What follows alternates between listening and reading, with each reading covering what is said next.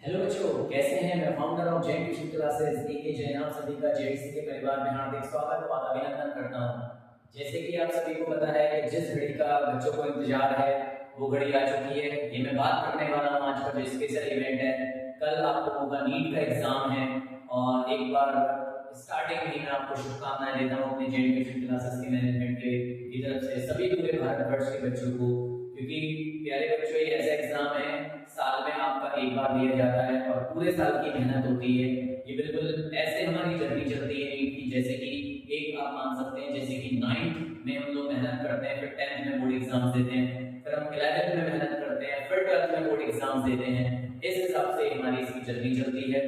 तो बिल्कुल घबराने की आवश्यकता बिल्कुल भी नहीं है, क्योंकि सबको पता है कि आपने सबने अपने लेवल से बहुत अच्छी मेहनत करी है।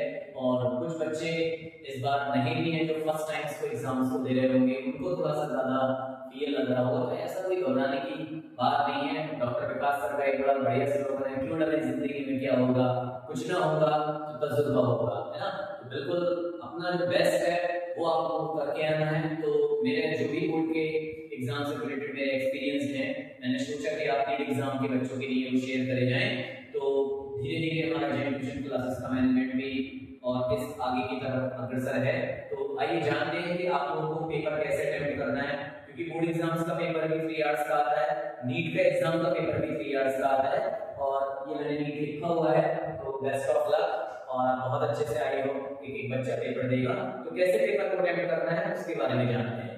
तो सबसे पहले देखिए, आज आपको बिल्कुल रिलैक्सेबल रहना है, क्योंकि जितना आपने पूरे साल में मेहनत किया है तो बहुत अच्छी तरीके से बच्चे ने मेहनत की होगी, तो वो अपना जरूर कर जाएगी। और आई होप आप लोगों को बहुत एक अच्छा गवर्नमेंट कॉलेज जरूर मिलेगा और आप अपने माता पिता का एमबीबीएस करके बहुत अच्छे तरीके से नाम भी रोशन करेंगे।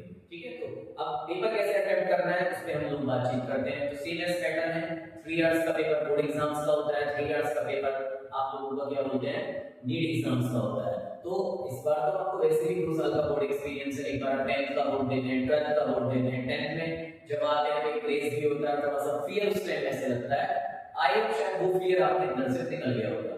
तो पेपर को कैसे अटेम्प्ट करना है, मैंने एक जर्नी सेलेक्ट करी है, शायद आप लोगों को समझ में आएगी। देखिए, पेपर को अटेम्प्ट करने का क्या तरीका है, मैं एक एवरेज बता रहा हूं। आपके पास डेली 24 आवर्स होते हैं, उस 24 आवर्स में आप लोग जो पर डे आपने स्टडी करी होगी, बहुत भी कम से कम मैं मान लेता हूं लगभग कोचिंग को सेल्फ लगा के वो आप लोगों ने किसी किसी ने 6 आवर्स की स्टडी करा होगा, किसी किसी ने 8 आवर्स की स्टडी करा होगा और किसी किसी ने ये 10 आवर्स की स्टडी करा होगा। ऐसे सिनेरियो मैंने डिवाइड करने की कोशिश करी है और ये देखते हैं कैसे है।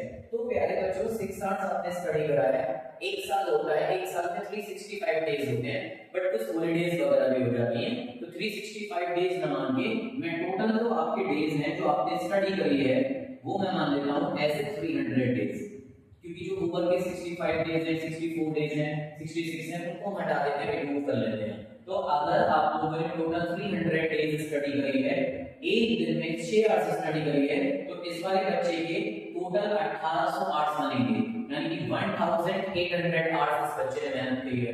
बहुत होते हैं, लग रहा होगा आपको, बट जिसने पर डे मेहनत करी होगी, फिर अगर किसी बच्चे ने 8 आवर्स मेहनत करी होगी तो वो जा रहा है 2400 आवर्स पे, उसकी टोटल स्टडी ये है।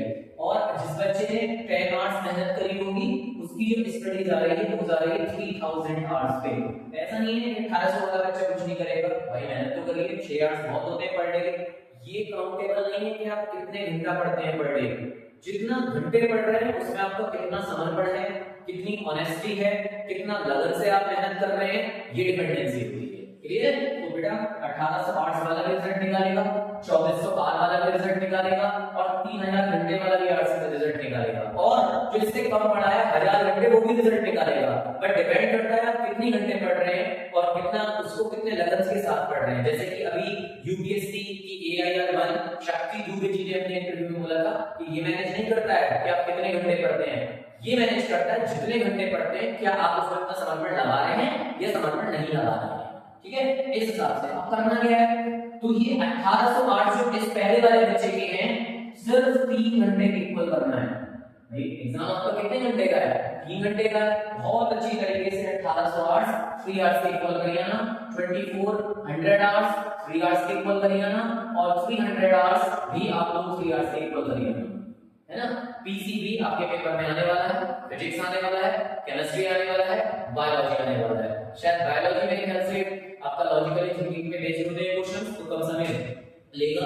पहले बायोलॉजी कर लें, फिर फिजिक्स को कर, फिर केमिस्ट्री को कर लें, फिर फिजिक्स को करें, क्योंकि फिजिक्स में ऐसे न्यूमेरिकल्स होंगे, क्योंकि सबसे टफ जो नीट का आता है वो ऐसे फिजिक्स ही होता है, ठीक है। जिसका फिजिक्स बहुत अच्छे से जिन्होंने मेहनत करी है फिजिक्स में, और बहुत बढ़िया तरीके से आपका रिजल्ट रहने वाला है। अपनी जर्नी पे पूरा विश्वास रखना है, आपको बिल्कुल घबराना नहीं है, और देखना है कि भाई 1800 आवर्स को 3 घंटे के इक्वल, मतलब 3 घंटे बिल्कुल समर्पण लगाना है, सब कुछ चीजें छोड़ देनी है। ये बिल्कुल छोड़ देना है कि नंबर आएगा नीट में नहीं आएगा, अपना बेस्ट करके आना है। अगर तुमने 1800 घंटे 3 घंटे के इक्वल कर दिए, ये 2400 घंटे 3 घंटे के इक्वल कर दिए, ये 3000 घंटे 3 घंटे के इक्वल कर दिए, तो आप लोग इतिहास जरूर बचेंगे, ठीक है। इसमें बस सिर्फ टाइम मैनेजमेंट का गेम होगा, किस क्वेश्चन को लीव करना है, किस क्वेश्चन को करना है, उस पे ध्यान देना है, ठीक है। तो एक बार सभी को जेट ट्यूशन क्लासेस के मैनेजमेंट की तरफ से ऑल ओवर इंडिया के जितने भी नीट एस्पिरेंट हैं सभी को कल के नीट एग्जाम के लिए हार्दिक शुभकामनाएं। हमें पूरा विश्वास है आप अपना इतिहास अपरचम एग्जाम में रहेंगे, और अपने